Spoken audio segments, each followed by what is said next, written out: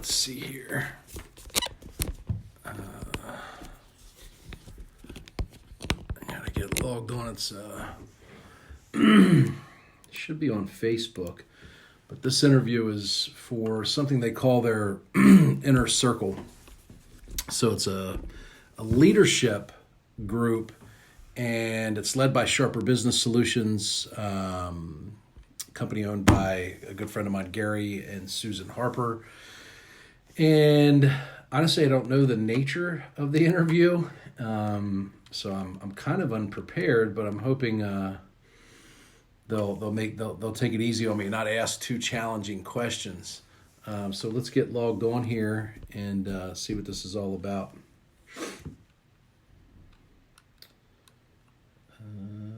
we go. StreamYard.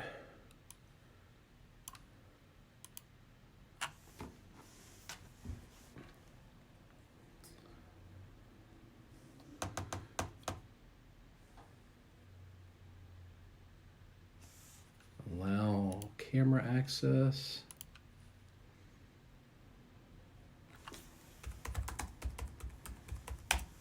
Brewer. I'm gonna bring Eric in. All right, let me get turned around. What's happening? Yo! Man, twice in a week. Look at this, man. I feel like I hit the jackpot. You know, I mean, I can tell you from 38 years of experience, there is such a thing as too much Austin. Is there? There is. Did I get that at the first meeting this week? Too much? I mean, his wife would attest to it as well. Really? Yeah. Damn. Well, I mean. Tough crowd. I'm just saying, he's living in Florida and his wife's working in Indiana. I'm just saying. That's pretty brutal. I'm not saying, I'm just saying. Yeah, I get it. Who's the smart one here? I don't know. Eric, you have a topic that we last week we set topics, and with you we didn't set one. Do you have one that you kind of been talking about recently that you've been comfortable with, or what are your thoughts? Oh, man. I'm pretty comfortable with anything, I think. This is just for in the circle. Yes. We're not throwing it on like public forums kind of thing. It's really for the circle members to kind of just. So if you feel under that scenario, just being a little more vulnerable, that'd be great. But just so you kind of know, this is going out to 40 people in our group. Gotcha. It's not like out there. So anyway, I mean, you guys, from what I'm gathering, Pennsylvania is like one of the most difficult places to do real estate right now in the country. Am I right on that? That's what I keep hearing. Yeah, it was not deemed essential. So standard real estate practices across the board are shut down. Fun. Yeah. That's a party. So how does that work? I mean, obviously we'll get to it, the call and everything, but like, how do you have to go around that? So for us, circumvent?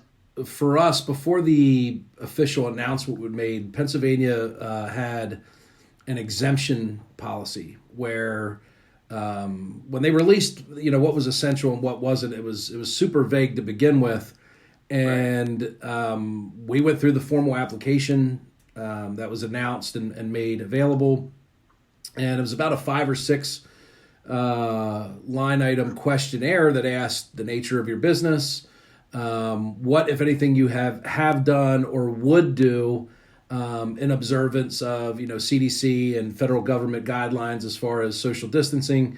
At that point, we had already moved to 95% virtual anyway, so we shared that information. So we applied for an exemption, and the response that we got was that we did not qualify for an exemption because we were essential, which, I mean, again, maybe it was just our misinterpretation of what was essential, but I mean, and I think it was the nature of a large portion of our business includes, the renovation of housing for rentals, maintenance on existing occupied rental properties. I don't know. I can't speculate what it specifically was because it didn't clarify it, but I have the email, and we then crafted that into a letter as the lockdowns became more and more strict. so that anybody that worked for us that was out traveling, if they were questioned about what they were doing, they had evidence that they were deemed essential. So for us individually, it hasn't had a huge negative impact, partially because we've moved most of our business to virtual, and then what we're unable to do virtually has been deemed essential anyway. And then we've just been real responsible about it. Like, with contracting and stuff, we only have one contractor in the house at a time, where in any other time there might have been 3 or 4 trades working in there. Do you guys do property management? We do. Okay, so that's probably deemed essential as well, I would assume. Yeah. Yeah. So is maybe this line of maybe our conversation more going around how you guys are doing it virtually? Obviously that's all Pennsylvania specific. Yeah, and I'll give you a little insight though. It sucks. Plenty of people are talking about it's not all wrapped up. I think I think we've adapted. I think our client base has not. I think, and Indiana may be a lot like that. We just have some good old boys here that want to see the person they're selling the house to face to face. So we've adapted. Our process is virtually in how we communicate with customers. We took quick, swift, very definitive action to train our people on doing business over the phone. And I think we've adapted and the clients have not, and they're probably not going to. Unless someone absolutely has to sell now, I think they're going to hold off until they can see that person face to face. Now, that's just we just talked about that today because we're doing everything, I believe, at an elite level, and our results are down from what they were, and our lead count's up, our contract rate is down, and the only portion that's changed in between that is meeting people in person. Yeah, I think. What do you think the stimulus checks today are going to impact that too, as far as folks not feeling the pinch to do something because they just got a few bucks in their bank account? Yep. But I think also there's going to be, that $1,200 is going to last someone literally 4 days. Right. So the relief, I think, will be brief, and then I think even once people get back to work, the way, again, somebody will tell you, it might have been Gary that told me this, but people they remember more about the way you made them feel than anything else.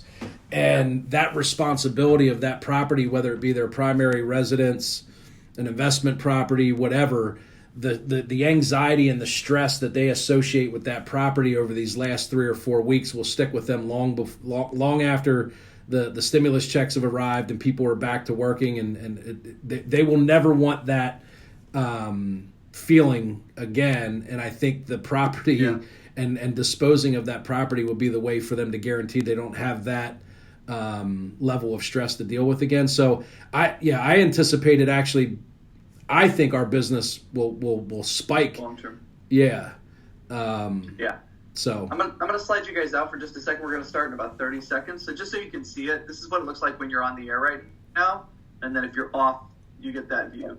So okay. Just kind of so you know you're on or you're off. So you can say all the embarrassing stuff when you're off, and then we're back on, back into it. But we got about 18 seconds. So.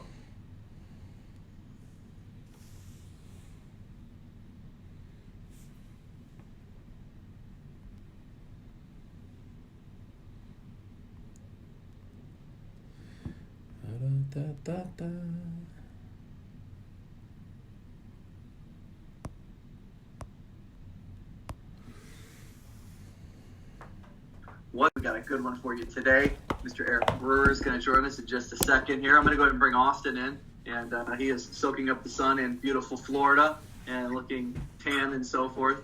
Now, I'm going to bring Eric in here in just a second, and I want you to tell me that these guys don't look like long-lost brothers. Ready? Here we go. Ready? Watch this. Look at that. I mean, come on, man. You put a beard on that man. They're brothers. Yeah. He looks more like your brother than I do. Austin's got the lockdown. He's got the lockdown beard. I have the lockdown extra poundage. So no. Eric, thanks for joining us with this. And I feel like we already had our education in the pre-show, but we're gonna lock it down here and get a little bit more information out of that. So maybe just give us a quick introduction, who you are, where you're at, and kind of some of the verticals you guys play in. Sure, I'd be happy to. So thanks for having me. I am located in South Central Pennsylvania, not to be confused with South Central LA. Two completely different worlds, but they sound pretty cool if you say it quick enough. So I'm about 30 minutes south of the capital of Pennsylvania in Harrisburg, and about 35 minutes north of Baltimore, Maryland. We operate in 7 counties. We do a little bit of everything, but our core business is we are a turnkey provider. We do a fair amount of wholesale transactions.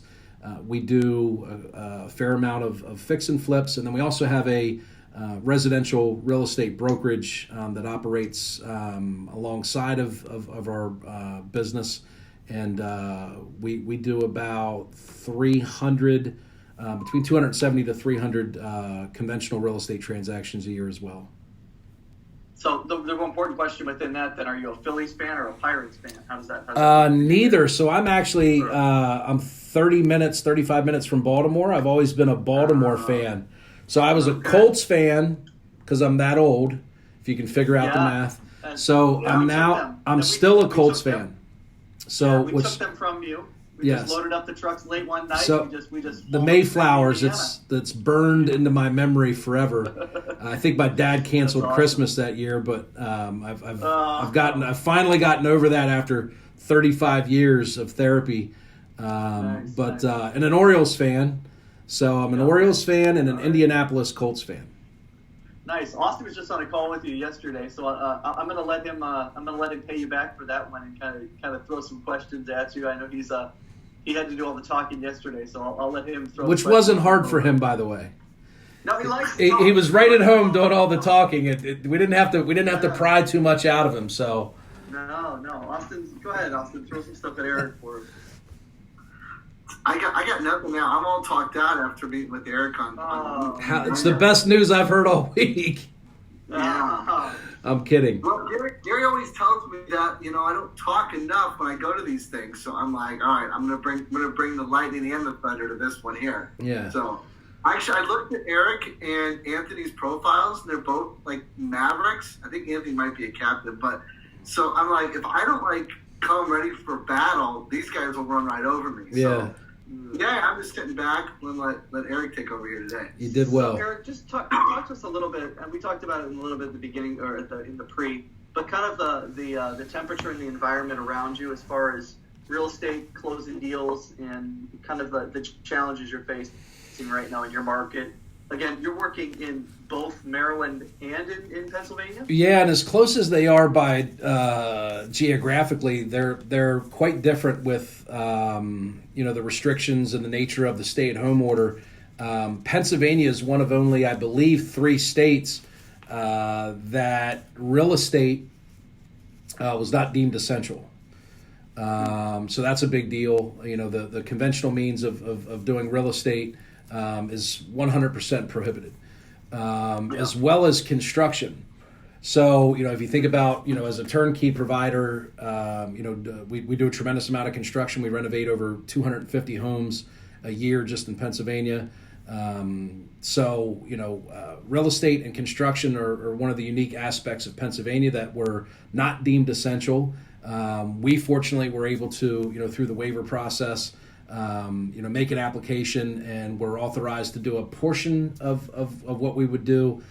We do some new build to rent, which is, we're 100% not doing that. And then any major renovation projects. So we're reduced to really maintenance, which is, a lot of, for the property management side, it's kind of business as usual, in observance of just, some social distancing and some extra precaution as far as hygiene.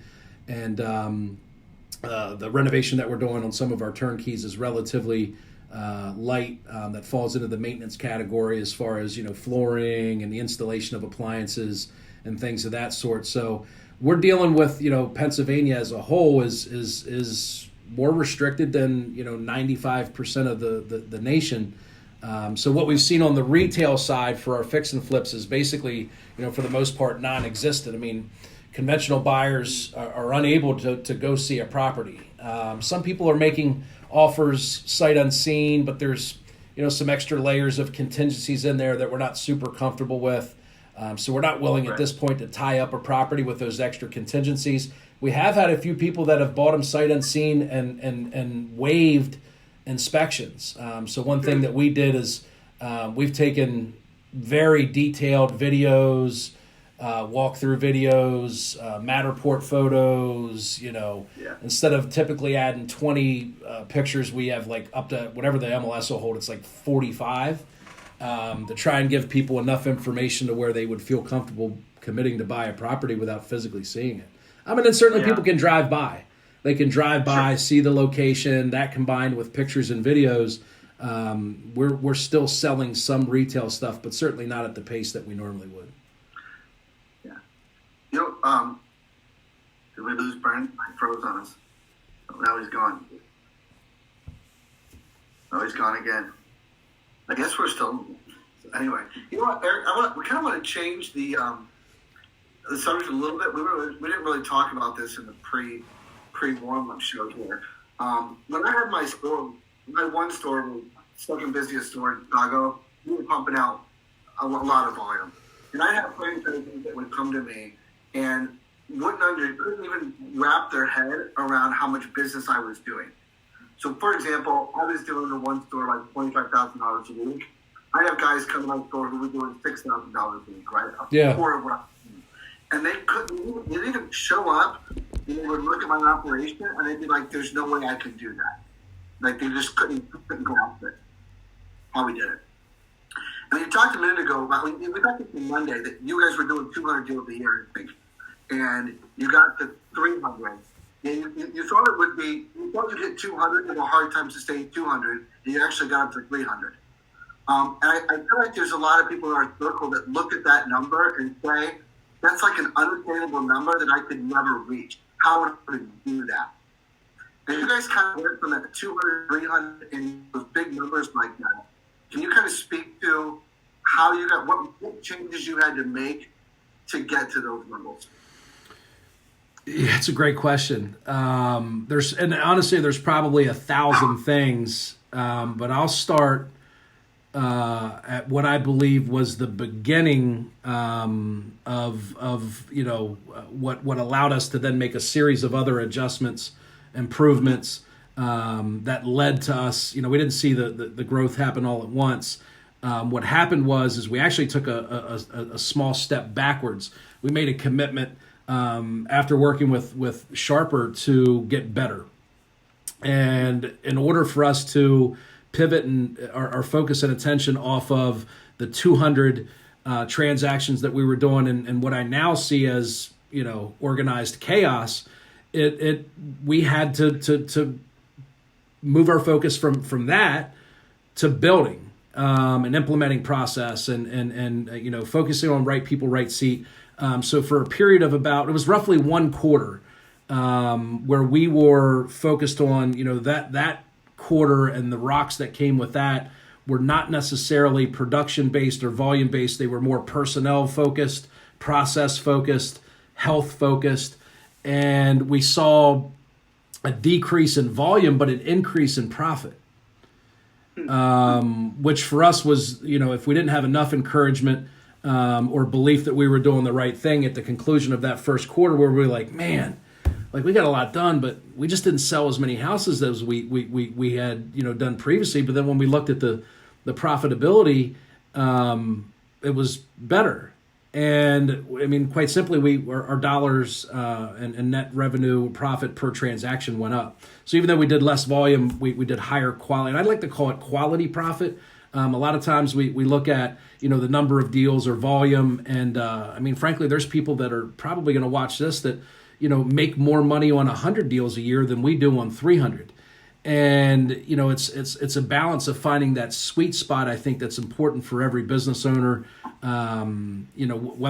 Whether or not they're willing to take on the risk that comes along with doing 300 transactions. So for us, it really became a commitment to knowing our numbers, being healthy, and establishing accountability and cadence for whether it was going to be 100 deals or 300 deals. We were going to know everything we felt we needed to know about our people, our process, and the numbers that were, because we only ever counted deals. We didn't spend a lot of time talking about what I now refer to as, lead indicators, KPIs, stuff like that.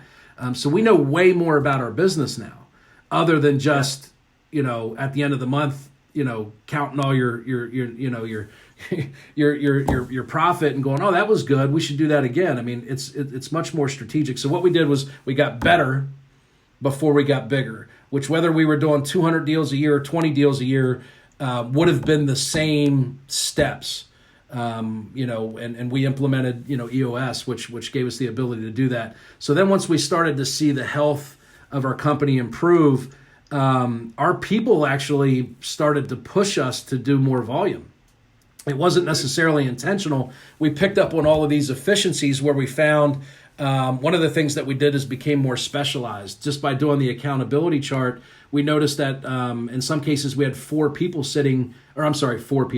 person sitting in 4 seats. And when we started to establish lead measures and KPIs, and they weren't able to get to those, the biggest contributing factor was they had too much time, or they were able to do it, but the quality of the work wasn't what it should be. It just came down to being stretched too thin, or we had a lead manager in a marketing position, and we wondered why our marketing results weren't what they needed to be. So once we got to that point, we added people, which was tough to do at the time, because you got to remember the point of reference is we had just scaled back volume wise a little bit, so it felt a little counterproductive to add people when I was doing less volume. But what happened then when we added those people, the growth happened very quickly, because now we had the right people in the right seat, and our processes had been dialed in enough to where the ease of doing a transaction was much, much greater. Where before it was like every deal was just a struggle to drag across the finish line, and I didn't want to do more. I mean, when I was doing 200, it was like, man, I wish I could do 100. But you build a business and you add people and you have infrastructure and you have expense that you feel like you have to do a certain amount of deals to support what you've built. And I think particularly for someone like with my profile, like the Maverick profile, we have a tendency to always believe that bigger is better. So it's just it's a fundamental adjustment in our thinking that has to happen in order for us to make that progress. But fortunately for me, it happened pretty quickly, so I wasn't in limbo very long. I didn't have to accept the fact that we were doing less transactions for very long, because by the end of the next quarter, we were on pace to see about a 40% growth in business. That's awesome. I think a couple of things I noticed what you just said that were similar to what I dealt with. It's what we talked about this on Monday, and it's crazy how business is business. One time a guy made a comment to me, I was on the phone with him, and he said, well, you don't understand, the real estate business is really hard. And I about lost it. I'm like, well, the restaurant business is hard. Yeah. I'm working with a restaurant with a 5% profit margin, with employees that make $7.25 an hour. They tell me what's hard. And I can't believe that business is hard, and we all have to understand that. But a couple of things you said that tied back to was, one, you said your employees were pushing you to grow when you had everything in place. And I remember my employees were coming to me, and they were like, when are we going to open another store? I'm like, what do you mean when am I going to open another store? Well, I'm an assistant manager. I know that GM is really good, and for me to become a GM, you need to open another store. What do we got to do for you to open another store? Yeah. They would be taking things off my plate so I could go buy another store. Yeah. They would tell me, hey, what about the store over in that town? I hear they're not doing very much business. Could you buy them? And we could go run it and take it over. Like, they started pushing me. I didn't do it. Then the other thing we talked about was the accountability with numbers, and knowing what those numbers are and holding people accountable to them. And that was, I go into a store, and if I'm going to talk about this, I got to speak at a Think Realty webinar here in just a little bit. And one of the things I showed them was I ran my stores by numbers. If you hit your numbers, you didn't see me. If you didn't hit your numbers, I was all over your butt. I was there every day in your store, wondering what was going on. Yeah. We can talk about too, because you guys, we completely changed the subject when you went out. So anyway, just so you know, what I'm talking about is just kind of bring up this real fast. I got it. Okay. So anyway, what I want you to talk about is this. We talked with someone Monday. You guys' level of pens, your level of accountability in those things is like another level. Yeah. I mean, I get on calls with you guys, and everything we talk about this on Mondays. Remember, we look at your score. If it doesn't hit the goal on your scorecard, you guys IDS it. You don't just glaze over it. Can you talk a little bit about that and kind of that quote you guys have of accountability in those level 10s? I think a lot of teams are missing that. Yeah, and it's I don't know if that was that way from the beginning or not. It's been that way long enough to where now it feels normal, and I think collectively as a team, and we have the trust to know that if we hold somebody accountable for something, that it's going to be responded to in a professional manner. Where initially I think the concern is, particularly for somebody in marketing, to hold someone accountable or suggest that we should raise issue with a goal that wasn't met for something that they don't work directly in, right? So you have the whole concept that for us, but the level 10 is you have a marketing manager holding a construction manager accountable for maintenance tickets that are two weeks past due, or inventory with no budget, or projects that are past timeline. Under normal circumstances, people would look at that and say, well, first of all, they wouldn't even be together.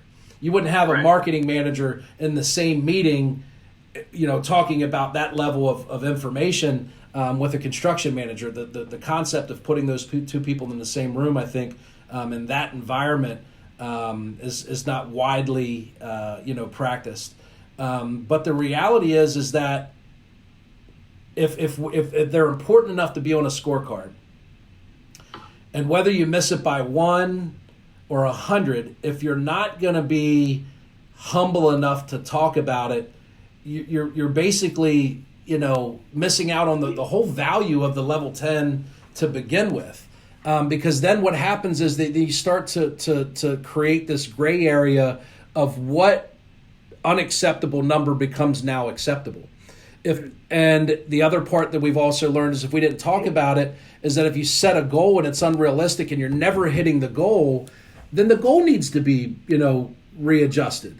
So it could go one of two ways. It could be, there's an issue, right, with either our processes, people, expectations, or training that's preventing us from hitting a realistic goal, or we've set a goal that's unrealistic. And then what happens is if the goal's 8 and you're consistently hitting 2, they're never going to push to get to 3, because what's it matter if I get to 2 or 3 if the number's 8? I failed anyway. So I think there's an absolute necessity to IDS everything.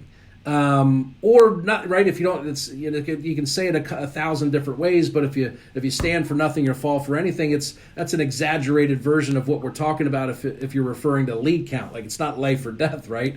But in business, it can be over the course of several weeks. If you're not IDSing, the fact that you're off by 10 leads a week. By the end of a month, that's 40 leads. That's probably one transaction. If your transaction is worth $20,000, it's $250,000.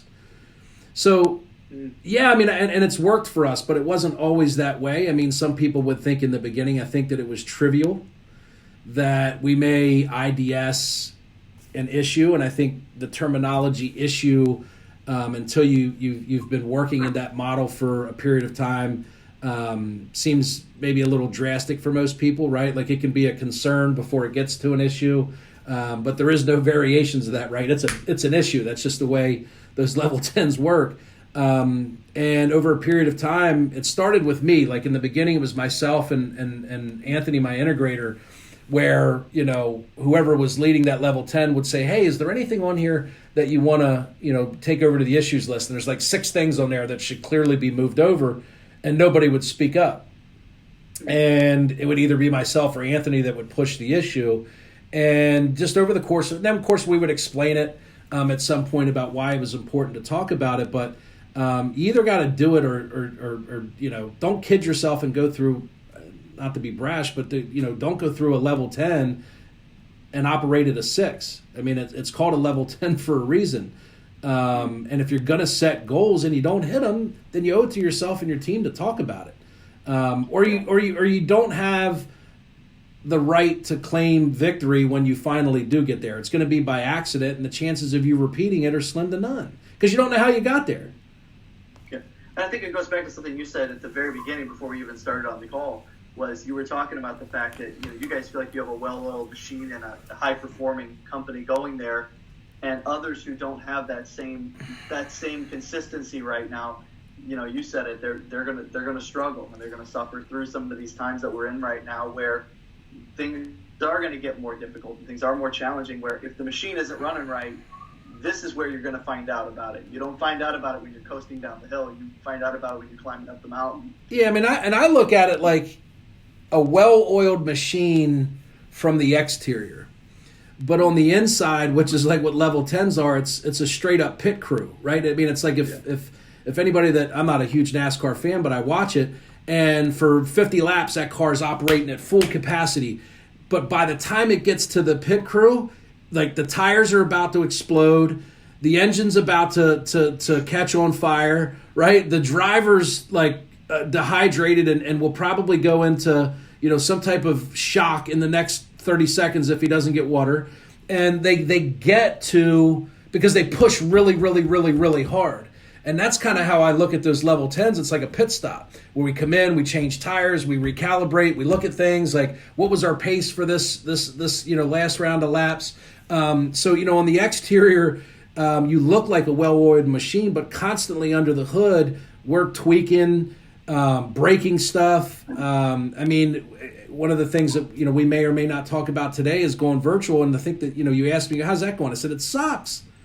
I think we do a great job of it, but I think in our particular area, we have better adjusted to virtual than our clients have. And it doesn't matter how good that that we are at doing it. If you don't have a client base that's receptive to it, you're just not going to get the same results. Now we're getting results, acceptable results. We haven't changed our goals. From an acquisition, and I'm talking predominantly from acquisitions. Which when I look at the nature of this business for the last 5 to 10 years, that's the hardest part of the business, right? Like it's the coveted deal. Getting the deal is the hardest part. Once you get the deal, selling it, in the market, even today, as we're working through this, dispositions for us has not been an issue. When you get a deal, I mean, we have a core group of buyers that are continuing to buy even through the adjustments and things that we've seen over the last several weeks as a result of the virus. But the acquisition part of our business was challenging to begin with, and they just threw a monkey wrench into the whole thing because we were not buying over the phone. And we hired based on in-person appointments. I mean, I think if you look at the profile of a person over the phone versus a person that's buying at the kitchen table, it's different.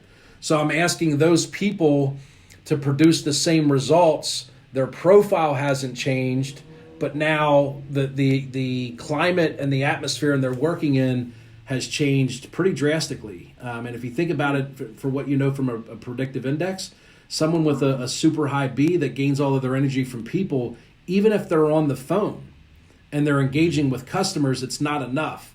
Now, if they were in a room full of people on the phone, it would be much better, but to be in their home office, which for most of these people is a modified version of, I see Austin's very manly piece of art that he has behind him there. It's clearly something that he selected. And as he leaned over, I see he's got a nice flesh-colored chair that he's sitting on there. So he's working in a modified version of a normal atmosphere. It's particularly for salespeople. I think this has been a big culture shock. And I think we're doing a great job of adjusting, but quite frankly, it sucks. It's bad. We are not getting the result because our lead count has gone up. I think we're one of the few people in our market that's continued marketing. If anything, I turned it up a little bit. And so our lead count has gone up, our appointments have gone up, and our contracts have gone down. And I still have the same talented people. We're still the same company with the same reputation, all of that stuff. The difference is the nature of the transaction has changed. So that's been challenging for us. Yeah. When I had my stores, what took us to the next level? I was the fastest growing store in the country for 3 years in a row with 3 different stores right at the beginning. And then, things started to level off. We kind of had arrived, not arrived, but we started to get a little complacent. So I sat down one day with our Ryan Schroeder, Brandon, who worked for me, and we decided that we wanted to have a record in one of the stores, and we wanted to blow the doors off of the thing. And two reasons were A, I like making money. I wanted to have record sales. He was competitive. I like money. I want to make money. He was competitive and wanted to break the store record. And but we started talking about it, and what else it was going to do, and it did for us, was it magnified the weaknesses in the store. So we literally threw everything we had. We ended up setting a record for the busiest non-university store in the country in a single week. $47,000 worth of pizza in a single week, which is a ton of pizza, out of a store that normally does 20 to 25. Wow. Right, almost their sale. And I tell you, by the end of the week, we were all ready to about beat each other with a baseball bat. I knew who the worst people in the store were. I knew what was wrong with my oven. Everything that could break that week broke that week. You know what? We got to the next week, and 25,000 felt like a walk in the park. Like it was literally no big deal. And it was kind of, I started this line of questioning of, people would come and ask me what I did, and I would try to break the store and break the employees inside of it. And I like your analogy with NASCAR has been phenomenal. It's the same thing, right? It's breaking as far as you can get, as close as you can get to breaking this thing without breaking it. And I feel like the environment we're in right now is creating that, not of our own doing, but it's really magnifying what's broken in the companies or what's not working right. If it's not too candid, what have you found in your business as a whole? Not necessarily, if it's real estate, that's fine too. But what in your business have you found that was magnified during this time? That you're like, wow, that really wasn't working right when I thought it was. Oh my goodness. Follow up? I'm catching up.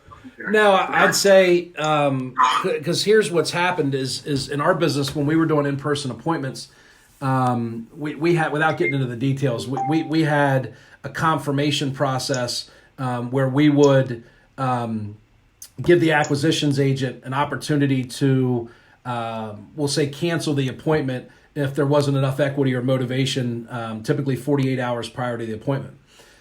Because we cover 7 counties. So from our office, for any one appointment, you could drive an hour and 5 minutes to get to an appointment.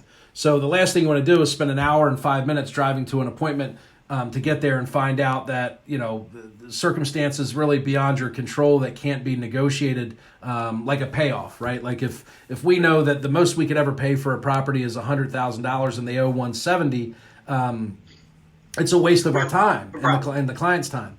But then what we did was we eliminated that extra layer once we went to phone appointments, because there is no commute. So why not have your acquisitions agent talk to every customer? And what we realized was where we used to tolerate a certain amount, I forget on our scoreboard, our goal was to have 0 past due follow-ups. And it's a daily scoreboard that's posted that comes out of Salesforce every single day, 4 times a day. And the goal was always to keep that at 0. So you had no past due follow-ups, right? If you had a scheduled follow-up call with somebody, by the end of that day, they needed to be contacted. And then move to whatever the next appropriate follow-up action was. If you left a message, you want to call them again 2 weeks from now, you would make that adjustment in the CRM to schedule that call. And what happened was, as our agents took more appointments, our follow-up funnel started to A, we're putting more people in follow-up because we're getting more leads. B, they were spending more time engaging with new customers, because now where they used to take 3 acquisitions appointments a day, they're taking 5, right? And each one of those phone calls lasts 45 minutes. And we're all about not the volume of calls, but the quality of calls. So one of the things that we track is the amount of time that you spend at the appointment. For me, it's one of the biggest indicators of what the result's going to be. If you walk in, you spend 15 minutes with a customer and you make them an offer, if it's the right offer, they're probably going to kick you out. I mean, if they're going to. And I always had this rule that your first offer should really be insulting. I mean, it really should. If you're making the right offer, it should be insulting. And the only way you can get away with insulting somebody is if you've built a relationship, right? Like I can say and make fun of Austin's artwork because we have a relationship. If I had never talked to him before and I made that comment, he may have booted me off today's live stream. So, and because he's staying at an Airbnb right now, and it's not his artwork anyway. He's tolerating it, though. It's the person that put it there. If you're allowing it, you're just as bad. I'm just joking with you. But so for us, I think what we found is because of the area that we cover, I think we can get into different markets and hire completely different acquisitions people to buy over the phone. So we broke something that we weren't really doing. But I think what it's done is it's created an opportunity, because while we're having success, it's extremely painful, and I feel like I'm rowing a boat with tennis rackets, right? Like I'm making progress, but if I had a better tool, I'd get much more progress. So the next thing for us is to probably move into another market where we exclusively buy virtually, because I believe in the concept, but I don't believe in it wholeheartedly with the people that we've hired to do face-to-face in-home appointments. And then I don't think our client base is as receptive to it as you might see in a lot of more larger cities, right? Like if you think about it, most people that live in some of these larger cities, they do a lot of things by way of internet. They shop on Amazon. They probably bought their car without physically going to the dealership up until the point to where they wanted to either drive it or pick it up. They use DoorDash. They have their food, and here in Pennsylvania, we're just a little slower moving, this particular area of Pennsylvania. Now, if you go 2 hours east of Philadelphia, much more progressive. But where we are, it's a little more country. It's a little more slower pace. And our core customer is over the age of 65. So if you take the geographical area by nature, moves a little bit slower, then combined with the median age of our client, they just do not. And plus, that's also a demographic of people that's historically been targeted by scams. So people have called them and tried to sell them bridges over the phone for 20 years and been relatively successful at it. So when they have a salesperson, acquisitions agent trying to purchase their most valuable, potentially last remaining asset, I think we're dealing with a lot of barriers that are unnecessary. I mean, under these terms they are, but for us, what it's done is it's revealed to me that this market is not ready. I don't believe for buying over the phone. Our particular staff is not best suited to be able to buy over the phone. But what it's revealed for me is two things. One, we need more focus on follow-up. It's something that we lost sight of because we were getting 20 deals a month by not being great at it. Our lack of focus on follow-up, I think, has cost us some deals. We sent out, something like 5,000 follow-up text messages the other day and probably got, 10 or 12 responses. We got a lot of responses. Some of them I won't say what they said or what the names that they called my mother, but the others were, I sold it 2 months ago. So, what I learned from that is whether they sold it retail or to another investor or whatever, we didn't know that person had sold their house, and it revealed a gap and a deficiency in our process for follow. We should have known that. They should have been out of our CRM or on our closed inventory sheet because they sold it to us or we knew they sold it to someone else.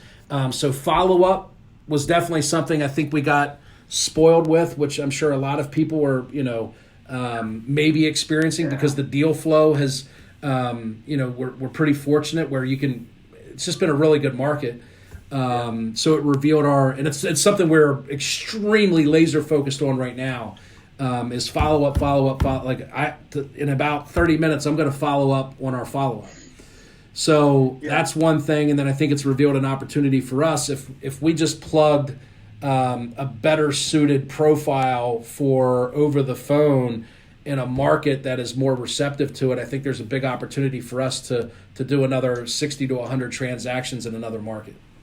Yeah, two things, and then we can get down to the end of it. Just the one you're talking about, people calling you with bad messages. We had a client with Sharper who he was calling a guy and he kept setting off the alarm in his wine cellar, so that was fun. So he called him and said some nice things about his mother as well. Yeah, because his wine cellar alarm kept going off. And then just kind of talk to us for a second. obviously you're a guy with big personality and a leader and all those things. How are you keeping your team that you currently have engaged and walking them through this? Just kind of to close us out today, kind of maybe a message to people who are looking at their teams, wondering how they can get them engaged in what's going on and keep them excited about things moving forward. Yeah, so I really, when I say struggled with this, I worried about it. Because my personality is one, like I have I don't know, like a 90 on a disc. I'm like a 97i. So the easiest way for me to lead was always just engage with people. When everybody was in the office, I was just bouncing around the office, shaking hands, high-fiving. I would always just once a day at least take a trip around the office, and I would find that I would, bump into people that I maybe didn't communicate with that often. And, even though it wasn't necessarily intentional, it was a great way for me to constantly stay engaged with people.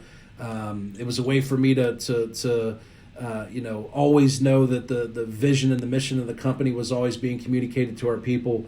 And once that was taken away from me, it kind of forced me, to rethink how I was going to be able to accomplish those same results without access. So I would say two things that we've done that I think has been extraordinary. One, and the first that I'll cover has been, depending on where you get your news, you could be optimistic or you could be completely freaked out. Yeah. And the same two people with a completely blank slate tune into two completely different news. And I'm not saying one's better than the other. I'm just saying they're different. Yeah. And so what I decided to do is we partnered with an information company, and we get data that's given to us daily. And then twice a week, I put that information out to our entire team in a form, and I can share it with you. And you're more than happy to share it with anybody that finds value in it. But it's basically a one-page update, and it's just data. And then I have a little bit of interpretation about the data, right? So like I do it on Mondays and Thursdays, and I put out a CR COVID-19 update. We talk about on a national level what the positive tests are, the confirmed cases, what the deaths are, what the death rate is, and then we compare it to our state and then our local level. And fortunately for Pennsylvania, in our area, in our 8 counties, we have 11 deaths. It's 11 too many. Let's not minimize the, just how awful of a tragedy it is to lose anybody. But when you put it into perspective and you look at a national level, and then we look at New York, and the reason I use New York is because it's responsible for almost 50% of the overall cases and deaths anyway. It shows you just how fortunate we are. And it also, we don't live in New York. So the responses and, the way that people are feeling in New York, where we get a lot of our news. And I think, by osmosis, it would be natural for our people, if left to their own, way to process that information, could be completely freaked out. And while we should be concerned and be cautious, in York County, we're not facing the same set of challenges. It's just different. It's still bad, but it's not the same. So we put that out twice a week. I send it out, and it's a Word document that we create that has the same format. We report the same data. We conclude it with what we consider to be an appropriate quote. I think the last one that I quoted was pretty cool, and it was, I forget the exact terminology, but something to the effect of, it's not good enough to do your best. In times like this, we absolutely have to be committed to doing what's called for. And, a lot of people, when we talk about working virtually, it's like, man, we're doing the best that we can by working virtually. BS. Like, you can't accept the fact that you're doing your best. We're fighting for our lives at this point. You absolutely have to be committed to doing what is necessary, not what you think is possible. And, that's something I have to do twice a week. And, I'm delivering the message. I feel a little bit like the local governors and the president to give out these daily briefs. But what we found is it gives a certain consistency to the information that our people are getting. If they chose not to watch the news, which I would love, they have a reliable place that twice a week they would still know what's going on. And then when this all started happening, I read a book and some articles on how to lead through a crisis. And it was one of the things that was recommended is that you need to illustrate to your people that you're not only plugged in to what's going on in your business, but what's going on outside of your business, because it has, particularly in a crisis, a major impact on what you have to do next for business, right? So we communicate that, I record, and we have our own private Facebook page, much like what you guys run with the Inner Circle, but just for our employees, and it's a sharing space. That's the other thing that we did, is we created a separate page, and earlier this morning, one of our acquisitions agents, like a fitness freak, right? Like she is like, she works out like 6 hours a day. She's like she has like 20,000 Instagram followers on her fitness page, but she couldn't get to a gym. The gyms are closed down. So she's like, what do I do? Or how do I make this? Or so people were sharing recipes on our page because we can't go out to eat. And they're like, well, how do you make this stuff that we used to get at our favorite Italian restaurant? People would post recipes. So it's kept as much of that because people generally like to work here. I think it's one of the luxuries of what we've done. And I didn't want to overlook that, right? That one of the benefits that we have is the fact that we surround our people with other like-minded people that make them feel good about where they work. They can encourage them on any given day where maybe they're struggling with something work-related or personal. And if you remove that from the scenario and you're still trying to do business, I think it could be crippling. So putting out data that's relevant, that shows that from a leadership perspective, you understand what's going on in the outside world, and you're not afraid of it, right? Like let's not talk about it because we don't want it to disrupt people. Let's just be honest about it and put it out there, and you be the person that reports it. And then the second thing was just making sure that we've been able to we have a Friday standing 6:00 Zoom happy hour. Which has been pretty fun. That's been exciting. We actually were long enough. We were like 2.5 hours our last Zoom happy hour, which was, some people were 3 and 4 drinks in, so it started to get pretty interesting.